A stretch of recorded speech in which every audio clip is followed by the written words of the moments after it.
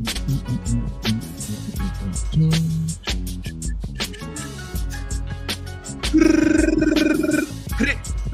L.O.T.S Prove Me the Don't Shoot the Messenger podcast, episode number 56. You know what it's hitting for? Listen. Brand new week, brand new podcast. A lot to talk about today. Yeah, I don't even know where to start at. We got to fill up this room, though. L.O.T.S Prove Me to listen. I am the incomparable, the author imitator, but cannot be duplicated. The one they took their style from, the elected, the appointed voice of the streets. All right, I'm elected by the streets. This is powered by L.O.T.S Prove Me to, and I am. This is Welcome to the Don't Shoot the Messenger podcast, episode number 56. Wow. Let me get some horns for that while we at it. Followed by some bombs. Episode number 56. That part, let's cut this intro music off. See what we got here. We got somebody already in the comment section. Shout out to Aunt Graham. Shout out to Big Aunt. Shout out to Curls in the comment section. That part family. Good to see you in the building. You guys know what my motto is. Don't be a ninja watcher. That's a person that be creeping and watching. Don't be no pocket watcher because that's just a hater. And you definitely don't want to be one of these. We call that a peeping Tom. Y'all know what they do to peeping Toms. Just don't go to jail and you won't have to find out what they do to peeping Toms. Last but not least, we call this wiping feet on the rug. I need everybody to hit the like button. That's basically wiping your feet on the rug, same way you do at your grandparents' house. Let's show respect in the house of the L.O.T.S approved. All right? This is a holy house. That part. Listen, welcome to the most dangerous podcast. You know what it's hitting for. That part. All right? This is episode number 56. And we got a lot of things to speak about this week. We're definitely going to speak about Jada Pinkett and this whole Tupac and Will Smith issue. This is something big that I definitely want to speak about. All right, something serious to me that I feel like we need to address. Also, there's a few more things. Let's go through the list, actually. You guys, like I said, make sure you guys are hitting that like button. All right? And make sure you guys are also subscribing to the channel. That part. All right, we're going to also speak about Latto. Latto being called an industry plant. All right, so I know you guys familiar with Latto. Female rapper. Also, we're speaking about DJ Khaled. DJ Khaled and DJ Vlad. These are two guys that are from the Middle East descent. All right. DJ Vlad, I believe, is Jewish. And DJ Khaled is, I believe, is a Palestinian. So you guys see what's going on with the Palestine and Israel war with the Gaza between Gaza and Israel. Right. So people are disappointed as receiving a little bit of backlash for not responding and not actually speaking about the situation. All right. Now, let's go into this whole Jada Pinkett. Let's speak about this whole Jada Pinkett and Tupac and Will Smith. All right, you guys, as of recently, let me see. And we got to go to actually, I want to go on Instagram and pull this up too. That's the big Latto thing. Definitely got to speak about what Jada Pinkett. All right, so Jada Pinkett basically speaking about Tupac Shakur. Now, you guys know Jada Pinkett has this affinity for Tupac Shakur, this admiration for Tupac. Her and Tupac went to school together. They have a very rich history, and they also consider themselves soul mates, all right? Obviously, Jada Pinkett is married currently to Will Smith. Now, Will Smith, you know this whole thing with Will Smith and Chris Rock and Jada Pinkett that took place at the Oscars where Will Smith slapped the heebie-jeebies out of Chris Rock. Gave him a Jamaican slap, slapped him from all the way from back here. And it looks like things are still continuing to escalate thanks to Mrs. Jada Pinkett. All right. And I find out Jada Pinkett is the common denominator in everything. But nonetheless, Jada Pinkett recently had an interview with People magazine in which she spoke about Chris Rock. All right. She said Chris Rock actually tried to ask her out on a date amidst rumors that Jada Pinkett and Will Smith were having a divorce. All right. I want to go special. I want to speak word for word, give you guys word for word what she actually said. All right. But nonetheless, Jada Pinkett is back inside the news. And she's giving Will hell once again. Let's see if we could pull this up here. This is on DJ Academics page. I had this up. All right. This is Jada Pinkett. Actually, she had an interview with People Magazine in which she spoke about Chris Rock and Chris Rock trying to ask her out on a date. This is word for word, all right? She said he called me and basically he was like, I'd love to take you out. And I would like, he said, I'd love to take you out. And I was like, what do you mean? Okay, so she was like, what do you mean? And he was like, well, aren't you and Will getting a divorce? I was like, no, Chris, that's just a rumor. He was appalled and he profusely apologized, and that was that. All right. So I'm just saying that to say this. I don't think too many people were aware of actually Will Smith and Jada Pinkett even being separated or having a divorce. So this is all news to me. But the reason I'm bringing this up is now it finally gives me some credence, give me some reason as to why Jada Pinkett treats Will Smith like the way she does. Now, most of us assume that Jada Pinkett is just disrespecting the marriage vows. We was under that pressure. And we kind of like put all the heat on Jada Pinkett.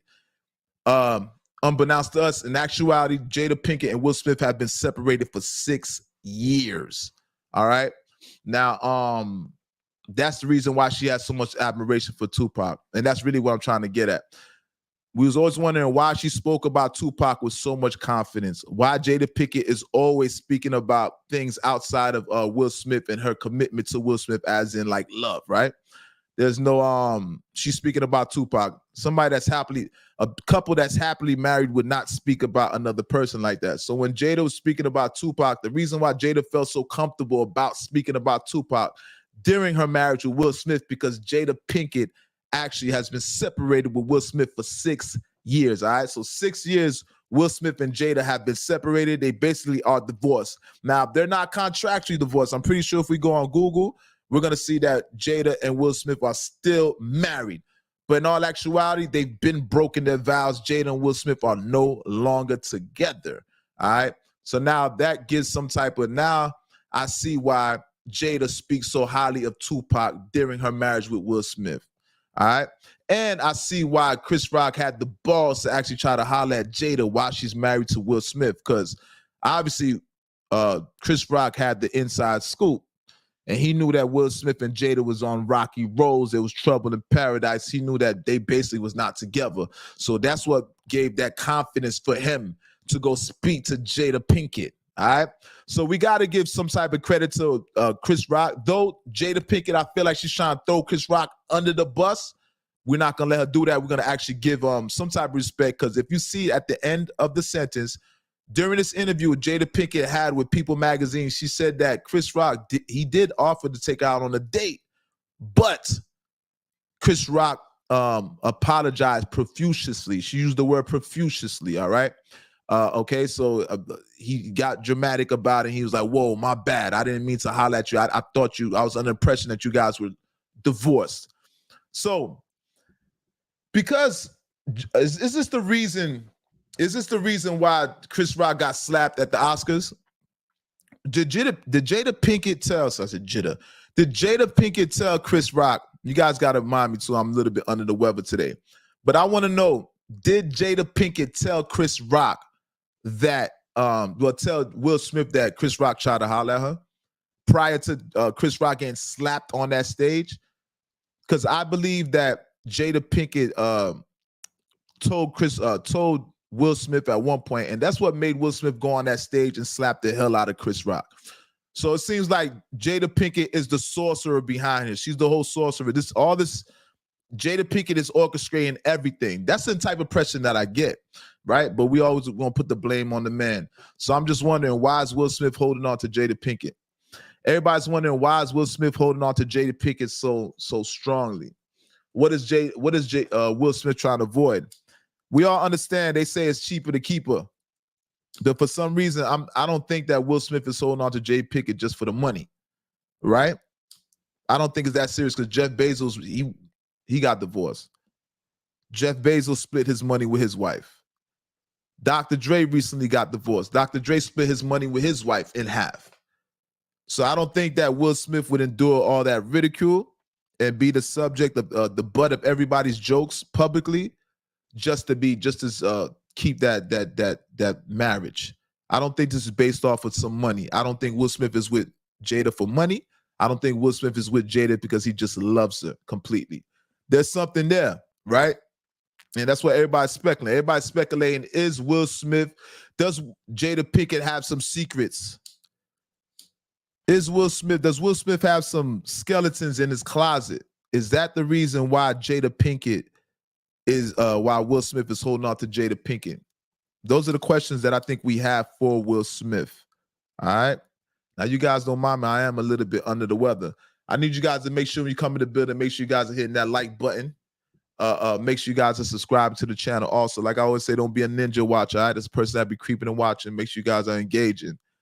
But once again, there's a reason why Will Smith is holding on to Jada Pinkett. I don't know why, but like, you know, this. I don't want to go into the speculations, but everybody knows what people speculate about Will Smith. So most people are trying to say that Jada Pinkett is just a beard for Will Smith, allegedly. They say they talk about question Will Smith's sexuality, allegedly, all right? So a lot of people feel like Jada Pinkett is only with Will Smith, and the only reason why Will Smith is holding on to Jada Pinkett is because Will Smith has some things in his closet that he knows that Jada is the last person that got these secrets, right?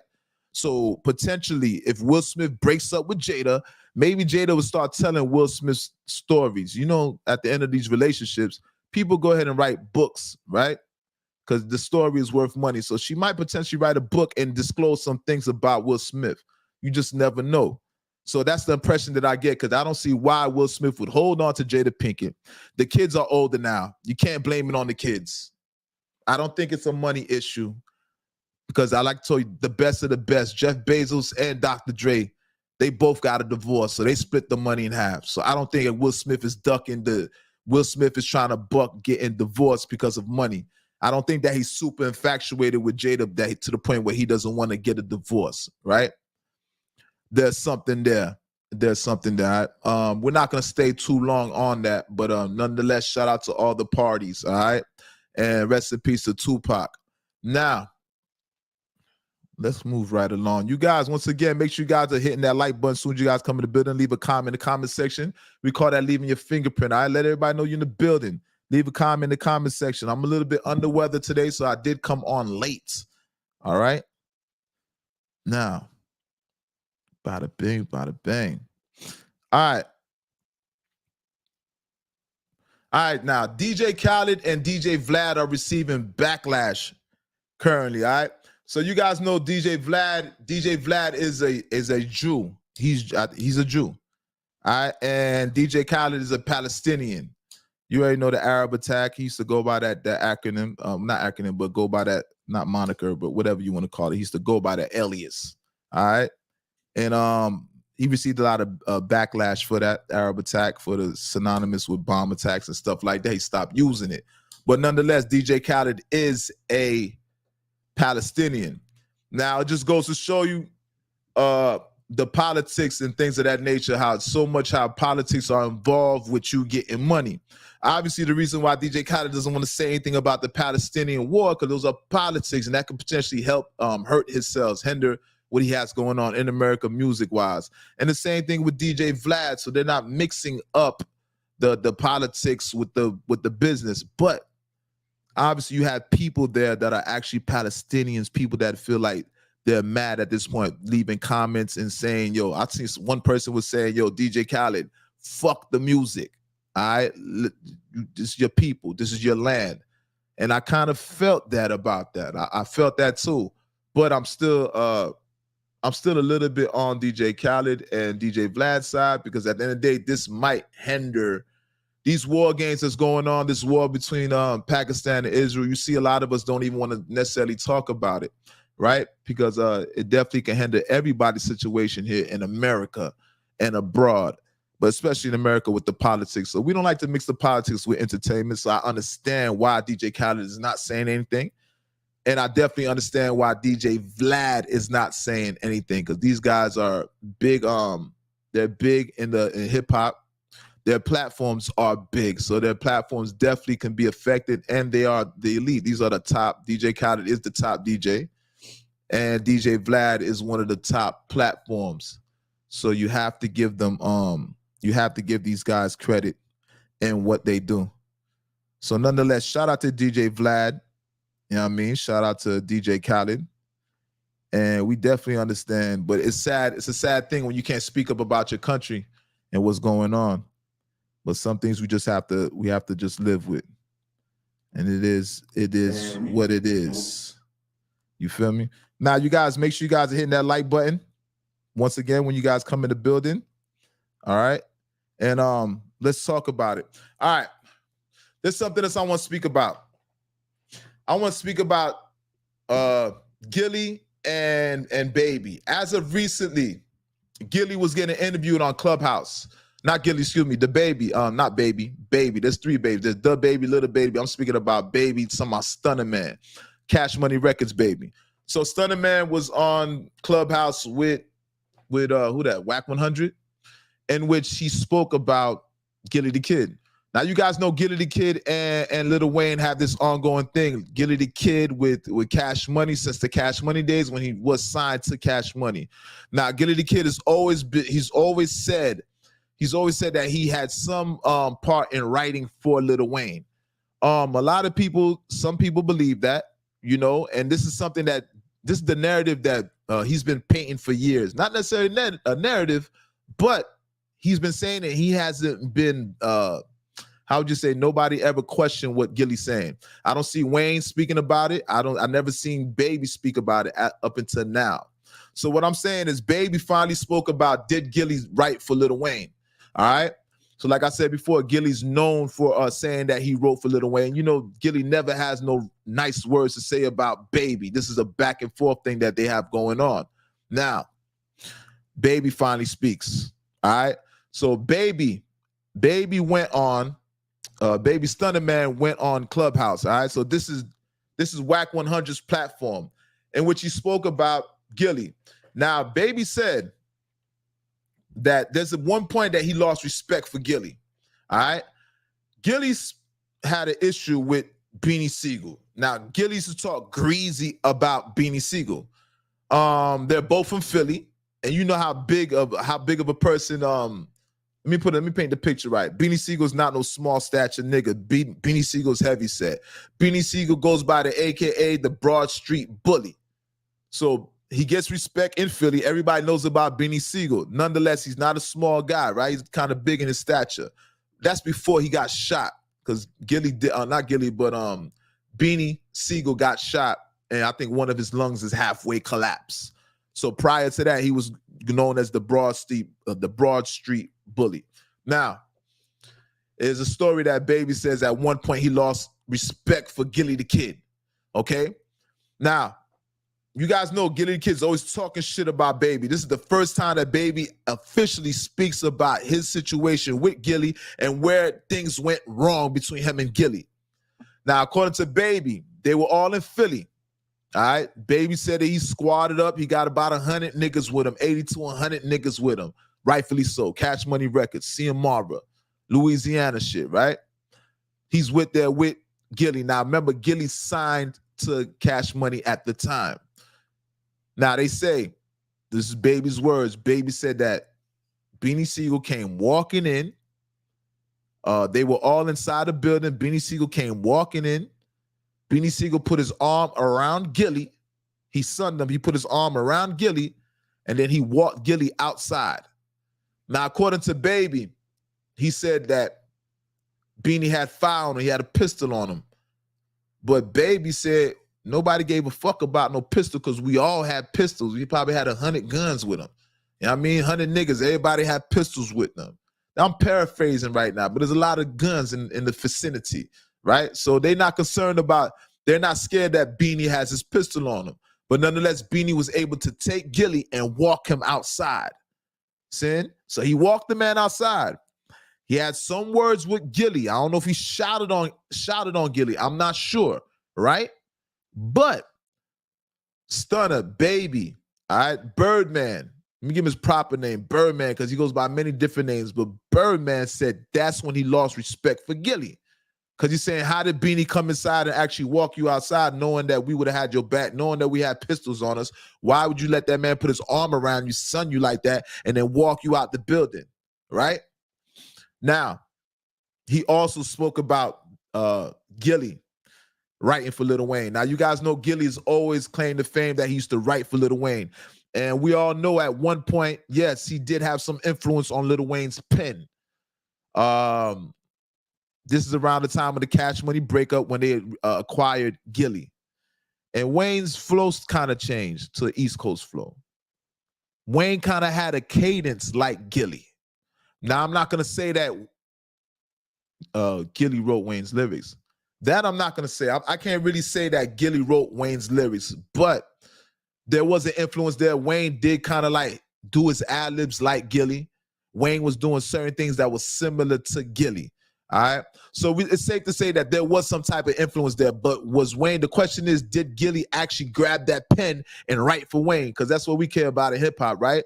Because remember, Wayne said he's the best rapper since the best rapper retired, the best rapper alive since the best rapper retired. So you have niggas like Wayne and you have niggas like Drake that's shooting for that. They shooting for the throne. They're aiming for the throne, right? So when we think about our favorite rappers and people actually controlling their pen, that puts their position in jeopardy, right? They want that top position. That kind of jeopardizes that top position if you have other people controlling your pen. So Gillie had us under the impression that he was writing for Wayne. But Baby dispelling all rumors, Baby said officially that Gillie never wrote for Wayne. This is interesting. All right. Gillie also responded too. So listen. Throughout this whole thing, shots are being fired back and forth.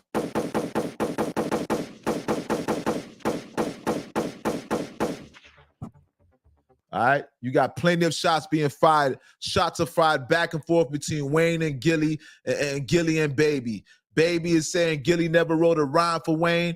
Gillie is saying that he used to write for Wayne. Wayne ain't saying too much, but Wayne did say some shit inside some songs. Wayne be saying some subliminal shit at times. So it's a lot of back and forth at this moment. You know, I don't know who to believe at this moment, but I do know Gillie did have some influence on Wayne's pen. But did he write for Wayne? That's hard to say. That's hard to say.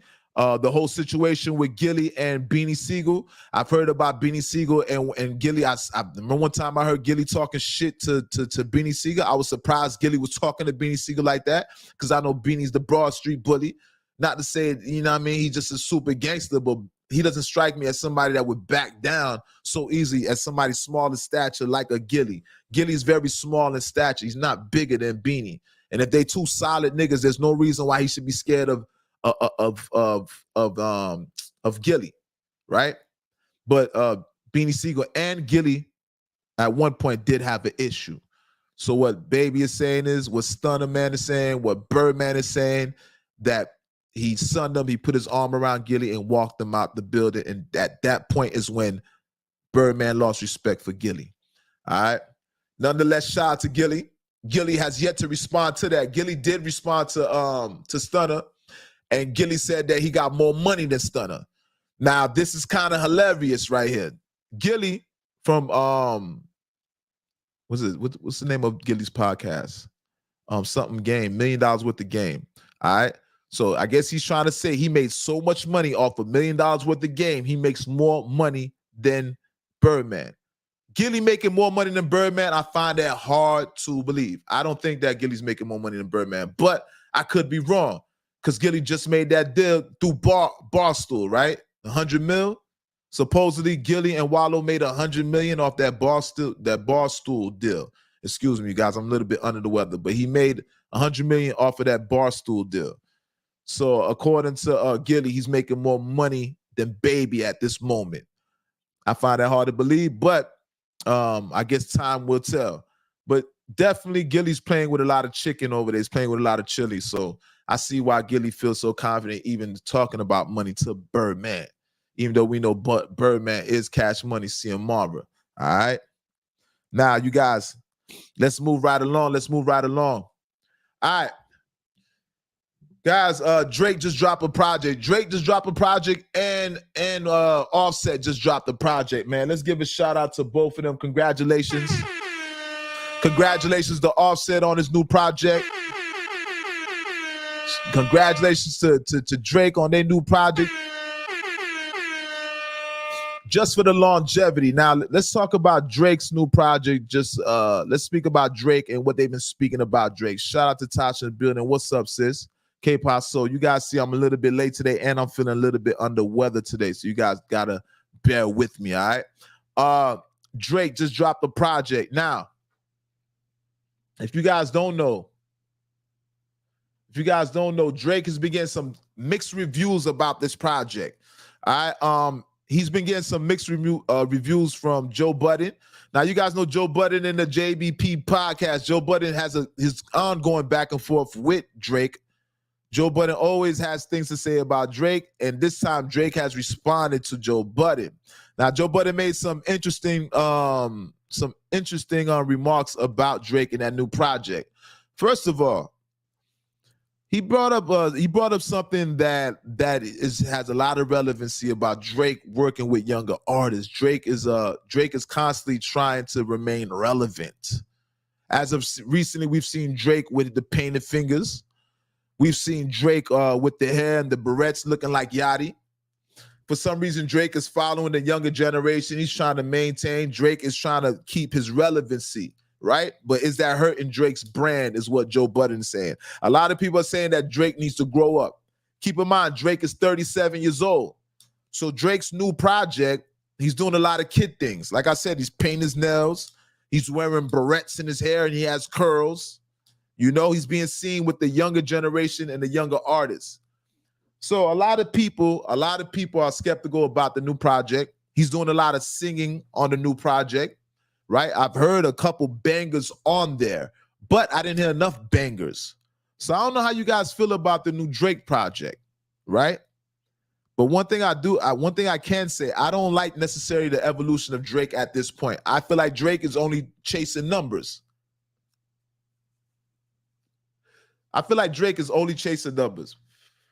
Drake is constantly looking for the new thing. That's why he keeps working with the new artists. He's looking for the new sound. Though he's good at that. Drake is good at finding a new sound.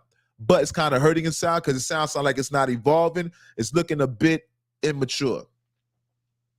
Drake is 37 years old, still catering to the younger generation. Drake is chasing that chud. He's chasing that chili. I feel like Drake is doing a lot of things just to sell them records because Drake knows that he's on Michael Jackson's heels with them record sales, right? Drake is chasing numbers like as if LeBron is chasing Jordan. And it's a great conversation because see, in any sport or any art form, when you start chasing numbers, you basically compromise the integrity of your art. And right now, Drake is compromising the integrity of his art because he's chasing numbers. Drake is trying to be in different genres. There's multiple different genres that he targeted with this new project, okay? So when I hear Drake's new project, I'm not that enthusiastic about it. And you guys know I'm a big Drake fan. I feel like Drake was the only one that could be Jay-Z's successor. I feel like Drake is the only person that could be Jay-Z's successor. But as of lately, he hasn't been meeting certain standards. Now, we all know that Drake, lyrically, he's always up to par lyrically.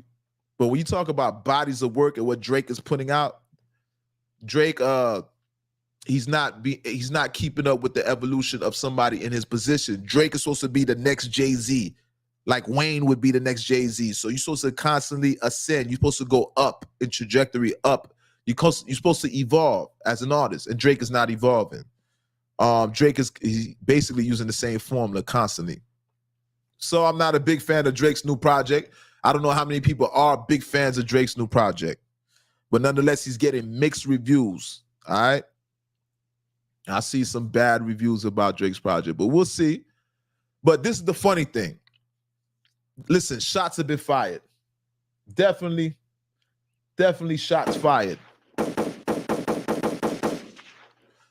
Now, Drake has been responding to people about this project, and this leads me to believe that Drake has an indication that his shit is not on point, that project he just put out. Because Drake usually doesn't defend himself about his projects to that degree. Usually he'll say something and he'll put a subliminal in a future song, right? So we know how Drake addresses his issues, right? Drake makes a song, he's the king of subliminal. So he'll say something subliminal inside of a song, and then we all get it, right? But this time around, Drake is answering back immediately to critics.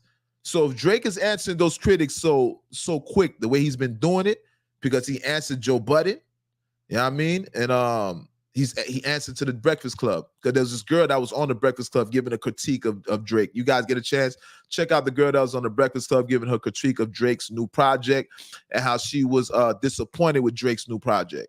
But she made a lot of key points, the same way Joe Budden did. The funny thing about the funny thing about this time around with people judging Drake's project, they're bringing up some valid points. And I think that's the reason why Aubrey is answering back so fast. Drake is answering back so fast because he knows these points are actually valid about his project. You know what I mean?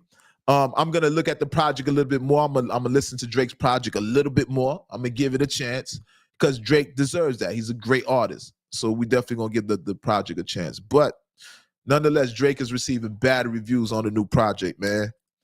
You know what I mean? And he dropped a 25, I think like 23 to 25 tracks on the project, which is a lot.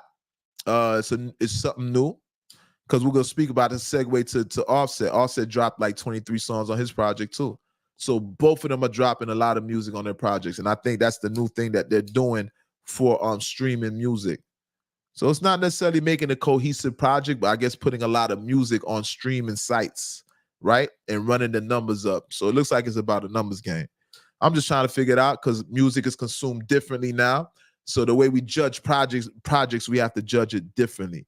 People are not so much, it's not so much about the albums with the little 12 albums, making an album that's about a theme. People are dropping albums with a lot of tracks on them. Now, let's just go ahead and go, while we're here, let's go to Offset. Now, I want to give a shout out to Offset on that new project. Offset's another person that's receiving all type of mixed reviews about his project. Now, I need everybody to ease back on Offset. Give Offset a little slack, all right? Offset's first project was dope, so we got to give him benefit of the doubt just for having that one project that was dope. We all know that Migos all of them only have like one solo project apiece. So people are judging Offset because Offset has high standards, high expectations for Offset, right? Just based off the success of the Migos. So a lot of people have false expectations, unrealistic expectations for Offset.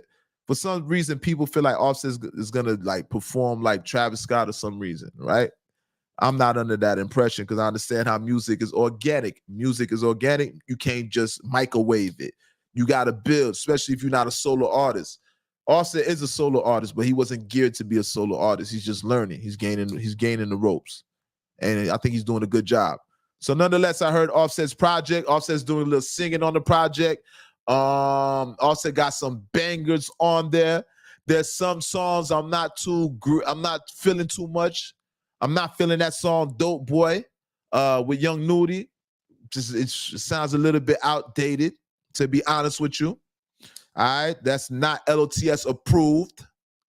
You know what I mean? But this is an L.O.T.S approved review on Offset new project. All right. Offset got a song I think called Big Dog. I think it was called Big Dog, something like that. Fire. All right. There's a few songs on there that's fire. And it took me a while to find it because, like I told you, Offset dropped more than one track on it. I think he has like 23 to 24 songs on the project. So it's a lot of music. All right. But nonetheless, shout out to Offset with his new project. I'm giving it a chance. There's a few joints on there that I do not like, but there's a lot of joints that I do like. I like that slow shit that he got called Dissolve. Dissolve sounds dope too. Shout out to that joint. Shout out to that joint he got with Future. Offset got a song with Future on the project. And that joint is hitting too. So Offset is doing his numbers, man. Big up to Offset with that new project. And I'm gonna continue to listen. And like I said, he has at least 5 to 6, maybe 7 bangers on there, and there might be actually more. You know, we just I think I've heard probably like maybe 15 to 18 tracks, and there might be a little bit more. Like I said, he has 23, I think 22, 23, or 24 tracks that he actually dropped. So shout out to Offset with that new project, man. We just gonna sleep on that. We're gonna give it a little time. But there is some bangers on there, so you guys don't be overcritical with Offset. Give him a little chance. That part. You guys, once again, as soon as you come in the building, make sure you guys hit that like button. Leave a comment in the comment section. We call that leaving a fingerprint. Let people know you're in the building. All right. Like I told you before, I am a little bit under the weather today. You know what I mean? But nonetheless, I did come on. By the grace of Most High, we're able to come on. All right. Like I said, make sure you guys subscribe to the channel also. Do me that favor. Now, let's go into Miss Latto. Now, you guys know Latto, the new one of the girl rappers, Latto, amongst the leaders of the new school with the ladies, like Sexy Red. You have Miss Latto. Now, people are saying that Latto is an industry plant. You know what I mean? Kind of the same way that same way Kanye West said that Cardi B was an industry plant. People get thrusted with that title so easily. Now, there's reasons why people call people industry plants, right? Because a lot of people pop up out of nowhere, right? They get all this support. Their production is on point. You wonder how they get these placements. You know what I mean? How they get on all these platforms, and how's their music getting played so frequently. They say that Latto is a plant. I don't know if Latto's a plant. The industry plant word, the term industry plant gets thrown around so much at this point, right? We kind of take everybody for industry plant, but I don't think that she's an industry plant. If anything, she's just part of the agenda, same way Sexy Red is a part of the agenda. They're taking advantage of the agenda, but that doesn't mean that they're industry plants. So the term industry plant is being used loosely now in music. As you see, they're trying to throw Latto in that. They're trying to say Latto is a industry plant, which I don't think she's an industry plant at all. Obviously, like she said, she has a history of music background. Passing out CDs. She spoke about her struggle and her rise, her ascension into success, right? So she's trying to say she got it from the mud. So shout out to Latto, right? I don't believe that she's an industry plant. But yeah, she might be part of the agenda, same way that we all as artists are part of the agenda. You might say Future's part of an agenda.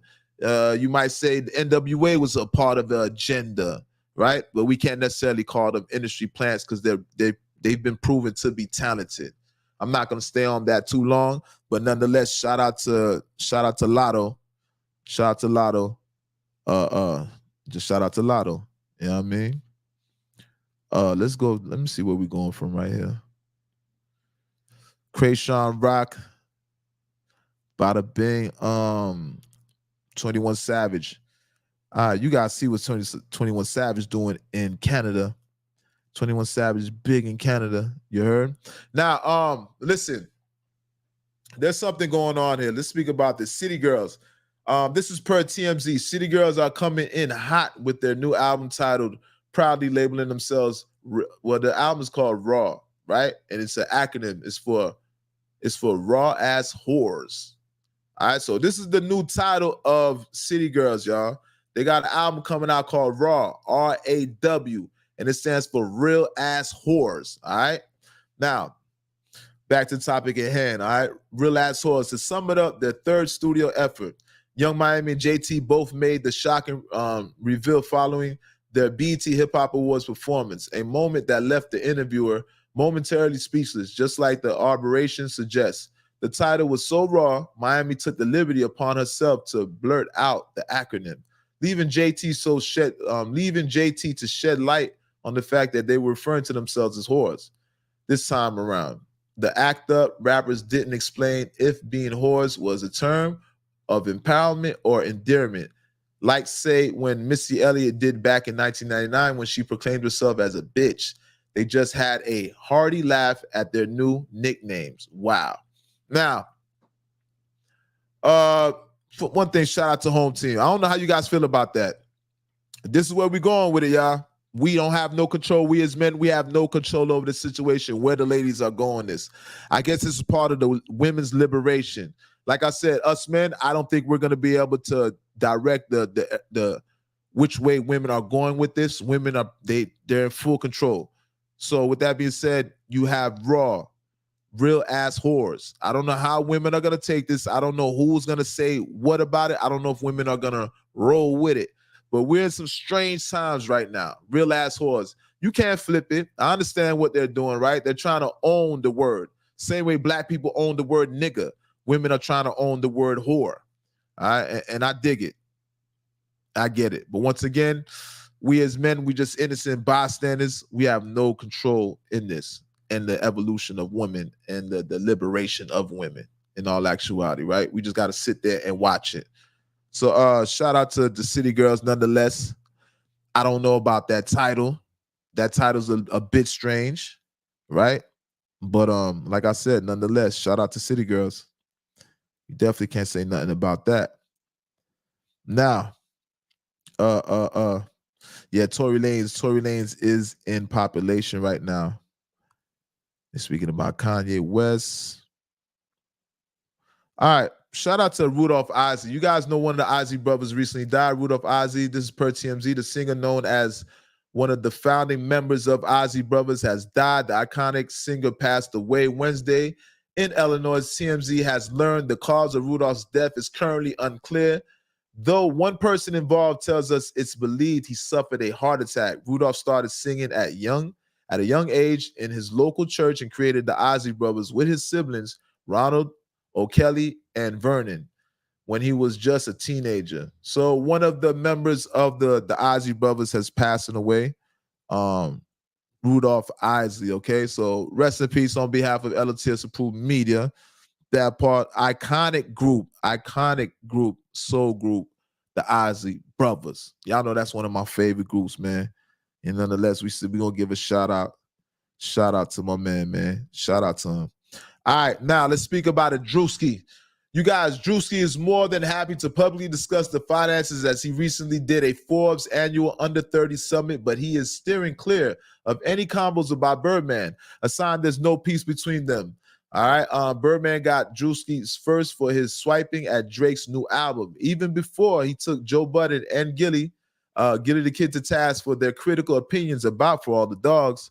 So during the Forbes event in Cleveland, Forbes assistant management editor Stephen Bertoni asked Drewski for an update on Birdman dust up, and Drewski quickly hurried him up along, murmuring they were good under his breath, but his uneasy body language said that was totally opposite. Birdman being nipping at Drewski's heels, all for the year what he perceives to be disrespect on Cash Money's name. The Vera and comedians could have been records.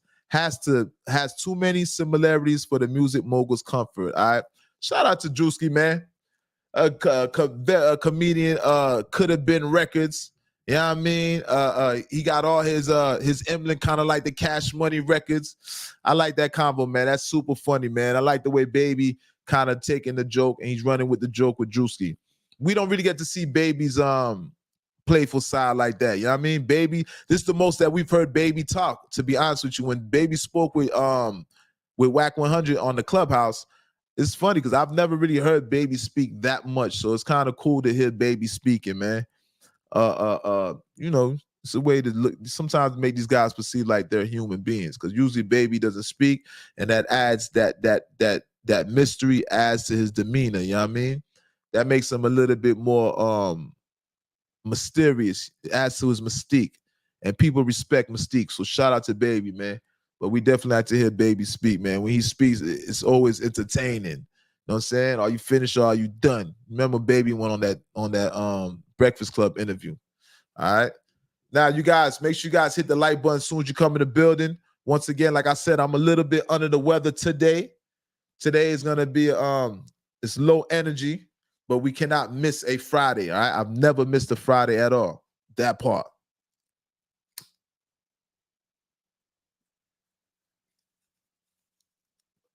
Make sure you guys hit that like button as soon as you come in the building. Make sure you guys leave a comment in the comment section.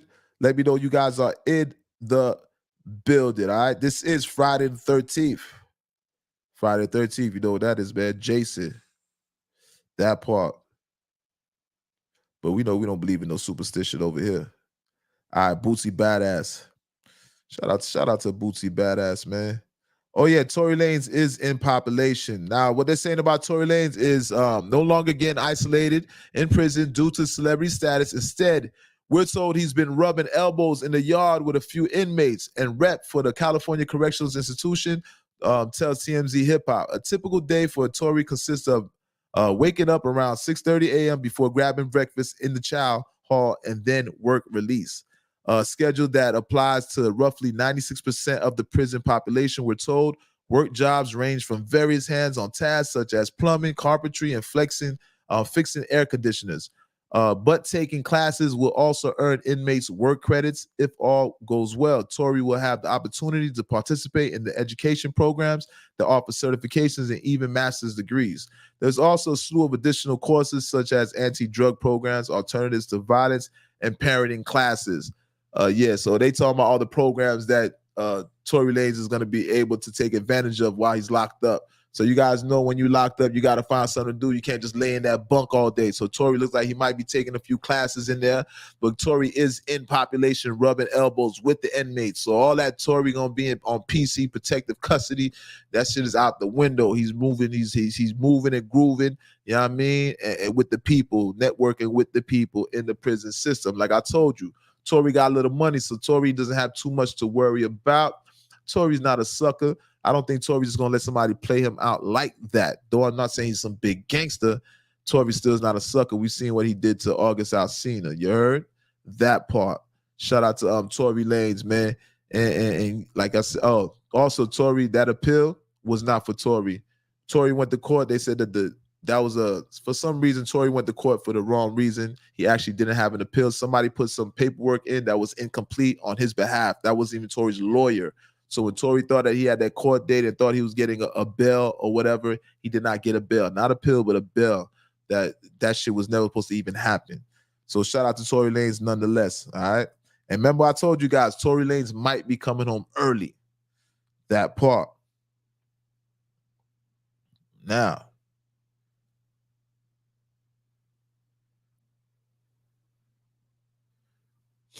all right, you guys. Once again, I need you guys to make sure you guys are not being ninja watchers. Hit that like button so you come to the building. All right. Make sure you guys are hitting the subscribe button. Also on YouTube. Make sure you guys are watching this on YouTube. We're subscribing. We're not subscribing. We are streaming from 3 different platforms. We're streaming from Twitter. We're streaming from YouTube. And we're also streaming from Facebook currently. All right. So you guys go ahead and time in. Share this if you can. Every shepherd has his own flock. You guys make sure you guys are sharing this with your audience, all right? This is the L.O.T.S approved Don't Shoot the Messenger podcast, episode number 56.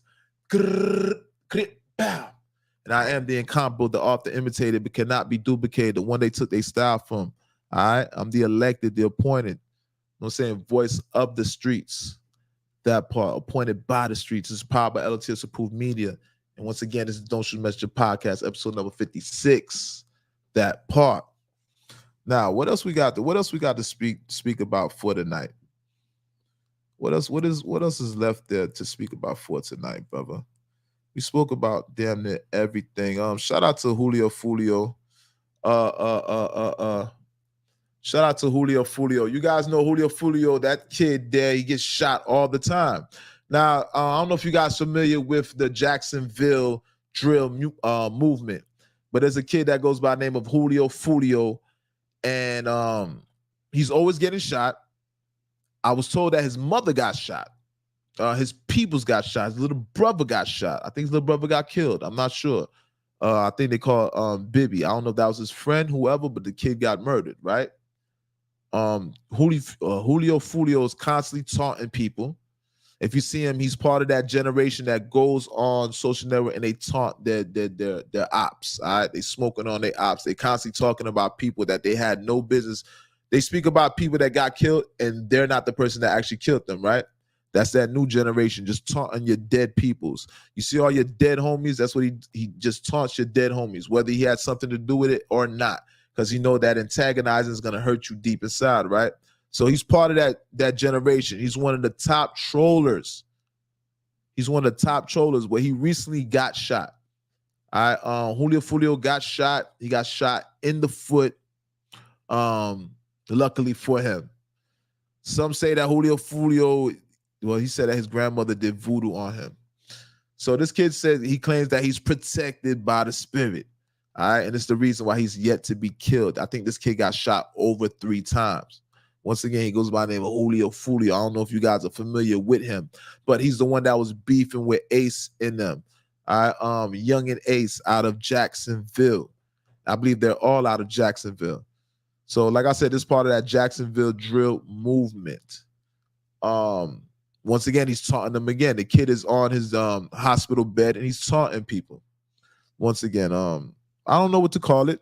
You know what I'm saying? But like I said, we're just here to bring the news to you. I'm not gonna sit there and dwell on it for too long, but I'm just curious to see how this is gonna play out. Hopefully these kids will live to see my age. Hopefully these kids will live to see past 30. You know what I mean? Hopefully these kids will live to see life when wisdom settles in. Because I think these kids are kind of mentally underdeveloped at this point. They haven't got a chance to see life the way they need to see life, and they'll respect their life and more try to preserve their life. Once again, this kid got shot. He's been shot like 3 times. I think he even got shot in his ass too. Literally got shot in his ass. You know what I mean? That's that drill movement out of Jacksonville. Nonetheless, shout out to all the Jacksonville rappers. You know, I'm a fan of a lot of their music. You know what I mean? I'm a fan of Young and Ace. I'm a fan of Nardwick, but I don't think that kid is drill music per se, but he do make that type of music, and I fucks with Nardwick. I fuck with a lot of the Jacksonville rappers. You know what I mean? Chopper with the Whopper with the Chopper or something. All those kids, man. Shout out to everybody in Jacksonville doing their thing, but you guys make sure that you guys get to see my age, what I'm gonna say. Okay? Do your thing. When I was young, not too many people could speak to me as a young nigga, but I'm gonna tell you guys like this: if you guys don't make it past a certain age, it's just an indication that what you're doing, you definitely living wrong. The whole objective is to live to see life. The objective is not to die young. All right. Nonetheless, shout out to Julio Fulio. I remember at one point Julio Fulio was he was trolling Kodak Black too. He came to Kodak Black's hood, Green Acres or whatever acres, Kodak Black's projects, and he stood in front of the projects at one point. So I definitely seen that at one point, man. Nonetheless, shout out to Julio Fulio. All right, and I'm gonna end off with this right here. All right. There's some internet guys, man. This kid goes by the name of Neon. All right. And there's another guy that goes by the name of Sneeko. Now, Neon and Sneeko, they're part of that new generation, that streaming generation, like Adam Ross and those guys. You know what I mean? I Speed and Kai Sanat, whatever, however you pronunciate his name, the Haitian Trinidad kid. These kids are making a lot of money right now. But this is kid that goes by the name of Neon, right? Now he's a nerd. He has that nerd demeanor. But nonetheless, the kid is very popular. He has some weird type of comedy that he does. He acts like a nerd, and he tries to hang around people that are, I guess, worldly people that do the usual things. This kid is a virgin, first of all. The kid is probably over 20 years old, and he's a virgin, right? So he hangs around people that are more advanced than him. And he plays the role of a nerd. Now, the kid is Indian, and the kid being Indian, there's a thing where I don't think Indians consider themselves to be black. So I heard that Nav got canceled for saying the word nigga. Now, this kid that goes by the name of Neon, he's Indian. So he's with Blueface. He's with Blueface and a couple other gentlemen in the room. Now, when he's speaking to Blueface is telling the kid to say the word nigga. You know what I mean? And the funny thing was, the kid did not want to use the word nigga. Now, I'm wondering, the last time I checked, Indians and Arabs, they're called sand niggas. So I'm confused as to why they wouldn't be able to use the word nigga. Are you telling me the word nigga is only reserved for black people, meaning you have to be negroid? I find that a little bit strange, right? Because they're called sand niggas. But the kid was so scared to use the word nigga. And I found that to be very, very ironic, right? It's kind of amusing. Well, nonetheless, Blueface him, the whole objective for the night was to get this kid to say nigga. All right. And the kid Neon, he was very scared. You know, he tried his best to go around. He tried his best to avoid saying the word. But eventually, Blueface gave him an ultimatum. Blueface said, yo, I'm going to leave this whole thing that we're doing because they're making content, right? He has Blueface in the studio. Blueface is in the studio with a bunch of girls, and these girls are they looking like strippers, you know what I mean? And they doing their thing, they throwing money and everything. So everybody like they're enjoying themselves. But the objective is to get this kid to say the word nigga. He would not say the word nigga up until one point. Somehow Blueface was able to convince Neon to say the word nigga. And Neon eventually said the word nigga. Now, when he did say the word, the whole room erupted. The whole room erupted. So I got to give a shout out to Blueface because he actually got the kid to say nigga. Now, this kid got a big fan base. He can get canceled for this, right? But nonetheless, it's just to say you guys know Indians are niggas. You have to know that Indians are niggas, no doubt, all right? So I want to give a shout out to Neon just for realizing that he's a nigga because you guys are saying niggas. You know what I mean? Shout out to Blueface because Blueface said some things in there. He spoke about something Europeans and stuff like I didn't even know Blueface was even on it like that because some would think that Blueface might have a Spanish background. He looks like he might be Mexican or something in his background. But Blueface was smart enough to know Blueface, he identified as being black by the things he said during that combo with Neon, all right? So shout out to Blueface, man, for knowing that he's black and knowing his history and where things stand with him. And shout out for Neon for saying the word nigga, all right? Because you are a sand nigga. You are Indian. So shout out to you too. Nonetheless, all right? Now, you guys, like I said, I'm a little bit under the weather today. It came on late, but I had to come on nonetheless. And we're gonna end the show with that one. And I'm gonna bring in some outro music right now. All right. And you gotta clap it up for me. You gotta clap it up for me because I'm sick and I still taking the same course of action and expecting a different result. Well, that's insanity. Are you not tired of being sick and tired? Raise the frequency. That part. Yo. L.O.T.S Approved Media. E6. You know what it's hitting for.